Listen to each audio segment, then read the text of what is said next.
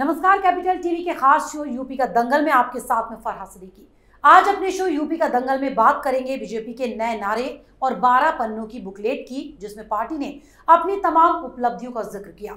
इस बार इरादे नेक काम अनेक के नारे के साथ बीजेपी चुनावी मैदान में उतरने की तैयारी में है। इसके साथ ही पार्टी की विकास योजनाओं को जनता तक पहुंचाएगी उसकी 12 पन्नों की बुकलेट, जिसके पहले पेज पर रामलला की तस्वीर दिखेगी तो कोरोना से जंग, किसानों के हित में उठाए गए कदम, माफियाओं पर कार्रवाई और रोजगार का जिक्र भी इसमें शामिल है। तो वहीं हिंदुत्व का मुद्दा बीजेपी के एजेंडे में सबसे ऊपर है। नए नारे के साथ बुकलेट में अब सरकार के कामकाज का पूरा ब्यौरा दिखेगा। तो वहीं 300 से ज्यादा सीटें जीतकर अपनी सरकार बनाने के दावे करने वाली पार्टी का फोकस उन 60 सीटों पर ज्यादा होगा जहां पार्टी आज तक कभी भी विधानसभा का चुनाव नहीं जीत पाई। अब इन सीटों पर पार्टी ने जीत की जिम्मेदारी अपने एमएलसी, राज्यसभा सांसदों, बोर्ड और निगम के अध्यक्षों और पार्टी के पदाधिकारियों को सौंप दी है। और इन्हीं मुद्दों पर बात करने के लिए आज हमारे साथ स्टूडियो में मौजूद हैं कैपिटल टीवी के editor in chief doctor Manish Kumar. Doctor साहब, बहुत बहुत स्वागत है आपका। धन्यवाद। डॉक्टर साहब, नया नारा और 12 पन्नों की बुकलेट बीजेपी की, यूपी बीजेपी की, जिसमें तमाम चीजों का जिक्र तो है, लेकिन पहले पेज पर जिस तरह से रामलला की तस्वीर नजर आ रही है, क्या माना जाए एक बार फिर से रामलला के सहारे नैया पार होगी बीजेपी की? देखिए, जो नारा है इरादे नेक काम अनेक, मतलब ये कि भारतीय जनता पार्टी, योगी सरकार जनता को ये बताने जा रही है कि हमने जो काम किया है, हमारा इंटेंशन लोगों की सेवा करने की है और हमने जो काम किए हैं उसके ऊपर आप हमें वोट दीजिए। ये इनका नारा है। कहने का मतलब ये कि योगी सरकार के दौरान किस तरीके से प्रधानमंत्री मोदी की योजनाओं को बाकायदा ज़मीन पर लागू किया गया, उसका पूरा वर्णन, उसका पूरा चित्रण उस बुकलेट में किया जाएगा। साथ ही साथ कोरोना हो या माफिया के खिलाफ कार्रवाई हो या फिर लॉ एंड ऑर्डर, जो योगी सरकार का सबसे, जिसको कह सकते हैं, मजबूत पिलर है, इन सारी चीज़ों को लेकर के इस बुकलेट के साथ तमाम पदाधिकारी, बोर्ड मेंबर्स, सांसद, राज्यसभा के, लोकसभा के, एमएलसीज, ये सारे लोग, इन लोगों से ये कहा गया है कि अब वक्त बर्बाद करने का समय नहीं है, आपको ग्राउंड में जाकर के लोगों से संपर्क साधना है और ये बुकलेट का वितरण जो है पार्टी गांव-गांव तक करने वाली है। अब भारतीय जनता पार्टी तो भारतीय जनता पार्टी है, हिंदुत्व का मुद्दा तो हटेगा नहीं, और वो भी तब जब उन सारे विवादित तथा कथित विवादित मुद्दे, जिसके ऊपर विपक्ष हमेशा से भारतीय जनता पार्टी के ऊपर हमला करता रहा, वो सारे मुद्दे जब भारतीय जनता पार्टी बहुमत में नहीं थी, तब उन मुद्दों को हटाना पड़ा था अटल बिहारी वाजपेयी को। वाजपेयी जी की सरकार, जब एनडीए की सरकार पहली बार बनी, तो उसे ये 3-4 मुद्दों को कहा गया था कि ये विवादित मुद्दे हैं, इसके ऊपर सरकार काम नहीं करेगी, एक कॉमन मिनिमम प्रोग्राम बनाया जाएगा। वही भारतीय जनता पार्टी आज बड़े ही फक्र के साथ कह सकती है कि आर्टिकल 370 का हमने वादा किया था कि हम इसे हटाएंगे, आर्टिकल 35A को हम हटाएंगे, और इन्होंने हटाया। इन्होंने कहा था कि ये सारे विवादित मुद्दे हैं आर्टिकल 370 के ऊपर। वाजपेयी जी की सरकार के दौरान कोई व्यक्ति एक शब्द नहीं बोल सकता था, सरकार गिर जाती। ये हिंदुस्तान में सेकुलरिज्म के नाम पर तमाशा कम नहीं हुआ है। एक ऐसा कानून जो कश्मीर को हिंदुस्तान का हिस्सा मानने से उसको अलग करता है, उस पर इसे कह दिया गया विवादित मुद्दा है, इसके ऊपर कोई चर्चा नहीं होगी। लेकिन ये भारतीय जनता पार्टी मोदी और योगी की है कि जिसने कहा कि भाई हटाओ इसको, क्योंकि इसी के नाम पे ये लोग वोट मांग रहे थे। तो ये विवादित मुद्दा आज बिल्कुल एक लेजिटिमाइज तरीके से इसको हटाया गया है, बिना एक भी कतरा खून का गिराए हुए। कहीं कोई वायलेंस नहीं, कहीं कोई गोलियां नहीं चली, कहीं किसी की मौत नहीं हुई, कहीं कोई दंगा नहीं हुआ, और उसके बावजूद आपने इस विवादित तथा कथित विवादित कानून को आपने हटा दिया। दूसरा मुद्दा जो इस बुकलेट में भी बहुत ही, जो आपने जैसा कहा कि भाई रामलला की तस्वीर जो है सबसे ऊपर, तो रामलला की मंदिर वहीं बनाएंगे, भारतीय जनता पार्टी 89 से इसी बात को कह रही है और वो करते करते समय लगा, लेकिन इस बार ये तो फसल काटने का समय है।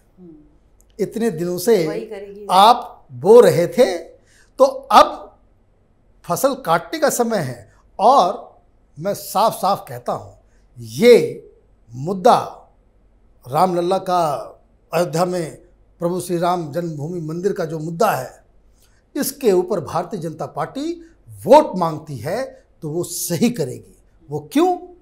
क्योंकि इतने दिनों से भारतीय जनता पार्टी इस मुद्दे की वजह से क्रिटिसाइज होती रही। सारे विपक्षी दल इस राम मंदिर के ऊपर अटैक करते रहे, लेकिन ये लोग लगे रहे उसी में। सबने कहा कि भाई ये राजनीति करते हैं, ये करते हैं, वो करते हैं, सब कुछ सहते, सब कुछ क्रिटिसिज्म को करते हुए इन लोगों ने मुद्दा को छोड़ा नहीं। और अब जब मंदिर बन रहा है तो आपने एक पॉलिटिकल मूवमेंट खड़ा किया। आडवाणी जी ने रथ यात्रा शुरू की और उसके बाद लोगों ने सब कुछ देखा। ये 30 साल में इस मुद्दे के ऊपर तमाम तरह के डिबेट्स हो गए और उसके बाद ये सुप्रीम कोर्ट का फैसला आया और सरकार वहाँ पे मंदिर बना रही है। प्रधानमंत्री खुद वहाँ पे बाकायदा जो नींव डालने की जो प्रक्रिया थी उसमें वो खुद वो पूजा पे बैठे हुए थे। तो चूंकि इन लोगों ने इतने दिनों तक इस चीज़ के लिए काम किया है तो ये लाजमी है और ये उनका अधिकार है कि वो इस मुद्दे के ऊपर वोट मांगे। कोई भी ये कोई भी हो सकता है, कोई भी मुद्दा, कोई भी विपक्षी पार्टी है। ये मान लीजिए ओबीसी का रिजर्वेशन था, विवादित मुद्दा है कि भाई आप जो है नॉर्मल स्टूडेंट्स के हक को काट के आप ओबीसी को वो रिजर्वेशन का आप अधिकार दे रहे हैं। ये काम किसने किया? ये काम वीपी सिंह ने किया। चुनाव हुआ तो वो गए, विवादित मुद्दा था, बहुत लोग नाराज थे, लोगों की मौत भी हुई थी, लोगों ने, कई सारे स्टूडेंट्स ने खुद को आग लगा लिया था शरीर में, पूरा आंदोलन चला था। लेकिन विवाद अपनी जगह पे है। कोई सरकार, कोई पार्टी उस मुद्दे को लेकर चल रही है तो वीपी सिंह और तमाम तरह के जो उनके साथ के जो लोग थे, वोट मांगने का अधिकार था, उन्होंने वोट मांगा। तो उसी तरीके से रामलला, तीसरा मुद्दा जो आपने कहा कि भाई रामलला ही नहीं, हिंदुत्व के पटरी के ऊपर जो है वापस यूपी में योगी वोट मांगने वाले हैं। ये 2 मुद्दा हो गया। तीसरा मुद्दा एक और है, धर्मांतरण का। इसे अभी पकाया जा रहा है।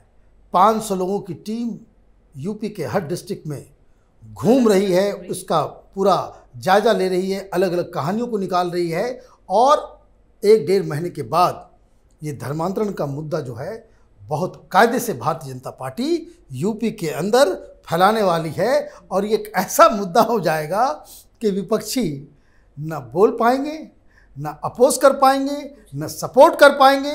ये कहते हैं कि जो चुनावी राजनीति में उसको कहते हैं कि नहले पे दहला वाला, लेकिन ये तो तुर्क का इक्का साबित होगा कि जैसे आप इस मुद्दे को उठाते हैं कि सारे लोग निशब्द हो जाते हैं। तो ये जो भारतीय जनता पार्टी की जो प्लान्स जो नज़र आ रहे हैं वो एक तरफ विकास का मॉडल, ये वही जैसा कि हमने कहा था कि भाई मोदी जी का जो गुजरात मॉडल है वही मॉडल यूपी में होगा। एक तरफ विकास दिखा करके हिंदुत्व को जो है बाकायदा दिमाग में हिंदुत्व भर के लोगों से वोट मांगने की पूरी तैयारी भारतीय जनता पार्टी ने कर ली है। डॉक्टर साहब, एक और सवाल यहाँ पर जिसकी बीजेपी बहुत तेजी से तैयारी कर रही है। 2017 की हम बात करें तो 325 सीटें जीती सहयोगियों के साथ मिलकर, लेकिन 80 सीटें उसमें से ऐसी थी जहां पर न तो बीजेपी जीती ना उनकी सहयोगी। खास तौर से 60 सीटों पर पार्टी बहुत फोकस कर रही है कि वहां पर भी इस बार कमल खिलाया जाए, उसके लिए एक नई रणनीति। देखिए, बहुत सारे जो लोकसभा में तो clean sweep Bharatiya Janata party का रहा यूपी में, वो भी 2 बार। लेकिन जब हम असेंबली सीट्स की बात करते हैं तो मोटा मोटी 7 सीट जो है वो बदल जाता है एक संसदीय क्षेत्र में, कहीं पे 6, कहीं पे 7, अलग अलग राज्यों में। तो होता यह है कि कंस्टिट्यूंसी की जो साइज है वो छोटी हो जाती है और डेमोग्राफी भी बदल जाता है।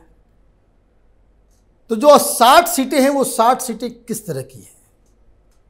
ये उस तरह की सीटें हैं खास करके ये वेस्टर्न यूपी में है, कुछ ईस्टर्न यूपी में है और कुछ नेपाल बॉर्डर से सटे हुए इलाके हैं, जहां मुस्लिम पॉपुलेशन 40-45% से भी ज़्यादा है। कुछ तो ऐसे सीट्स हैं 10-12 के आसपास जहां तो मुस्लिम कैंडिडेट सारी पार्टियां खड़ी करती हैं। वो रीज़न क्या है उसका कि वहाँ 60% 70% के आसपास जो है वो वहाँ पे मुस्लिम पॉपुलेशन है, और वैसे जगहों पे भारतीय जनता पार्टी नहीं जीत सकती क्योंकि मुस्लिम्स वहाँ पे ज़्यादा हैं। और अब किस हिसाब से उसको जीता जाए उसके ऊपर फोकस किया जा रहा है। और ऐसा होता है कि अगर आप देखिए कि बहुत सारे जो पार्टियां होती हैं, मुस्लिम पॉपुलेशन 40% के आसपास है, 50% के आसपास है या उससे ज़्यादा है, तो कांग्रेस पार्टी की तरफ से भी मुस्लिम उम्मीदवार होगा, बीएसपी की तरफ से भी मुस्लिम उम्मीदवार होगा, समाजवादी पार्टी की तरफ से भी मुस्लिम उम्मीदवार होगा, अब तो आम आदमी पार्टी एक आ गई, उसका भी मुस्लिम उम्मीदवार होगा। अब भारतीय जनता पार्टी ऐसे में क्या करेगी?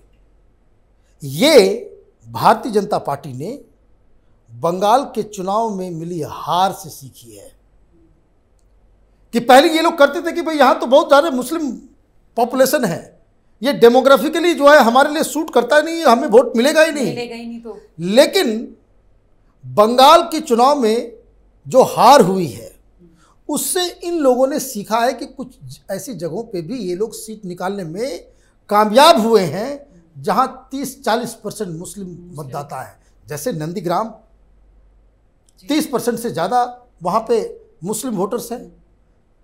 सामने उम्मीदवार कौन था?